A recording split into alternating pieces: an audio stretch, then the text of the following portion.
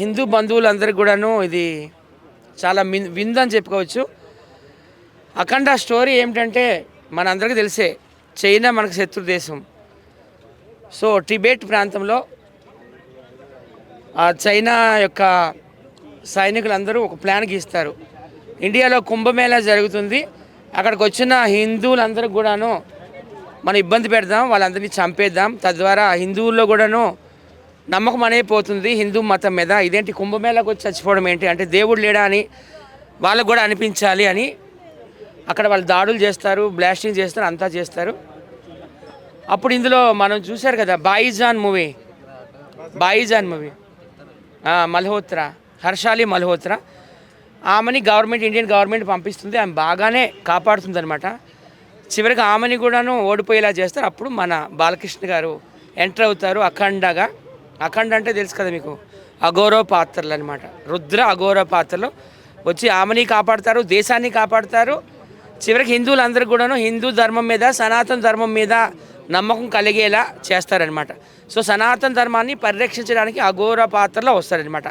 So the story is all about China వాళ్ళకి, అలాగే మన హిందూ దేశం కుంభమేళా జరుగుతుంది కదా అక్కడ అనమాట. ఇదే స్టోరీ, అంత ఇంకేం కాదు. చైనీయులు ఏంటంటే మన హిందువుల మీద దాడి చేస్తారు, హిందువులందరినీ చంపేస్తే ఇంకా హిందూ మతం మీద నమ్మకం ఉండదు కదా అని ప్లాన్ మీద వస్తారు. సో ఆ కుట్రని భగ్నం చేసే పాత్రలో బాలకృష్ణ గారు చేశారు, రుద్ర అఘోర పాత్ర అనమాట. ఇందులో సెకండ్ మార్క్స్ ఎవరికి ఇస్తారంటే చెప్పాను కదా, హర్షాలి మల్హోత్రా, సల్మాన్ ఖాన్ బాయిజాన్ మూవీలో చేసింది ఆమె ఇందులో సైంటిస్ట్గా చేసింది, చాలా బాగా చేసింది అనమాట. పెద్ద బాలకృష్ణ గారు కూతురు.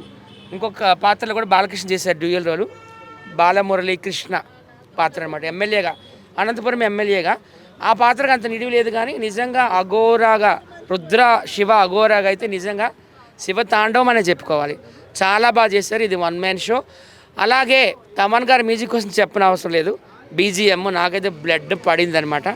అలాగే ఆది పినిశెట్టి కూడా ఇందులో విలన్గా చేశారు, చెవుల్లో నుంచి ఆది పినిశెట్టి గారు కూడా ఒక విలన్ రోల్ చేశారు, ఆయన కూడా బాగా చేశారు.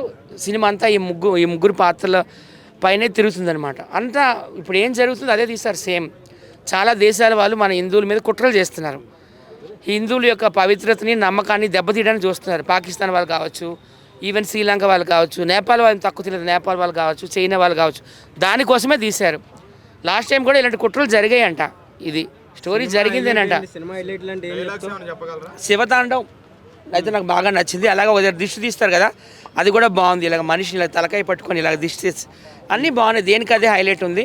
నేనైతే మొత్తం అఘోరా మీదే ఫోకస్ చేశాను. సినిమా అంతా ఆయన మీదే ఉందన్నమాట, వన్ మ్యాన్ ఆర్మీ. హీరోయిన్ ఉంది కానీ సంయుక్త మీనన్ ఆమె కొంచెం లిమిటెడ్ పాత్ర అనమాట. సినిమా అయితే చాలా బాగుందని హిందూ బంధువులు అందరూ తప్పకుండా ఈ సినిమా చూడండి. అఖండ 2ని సూపర్ డూపర్ హిట్ చేయండి. Thank you.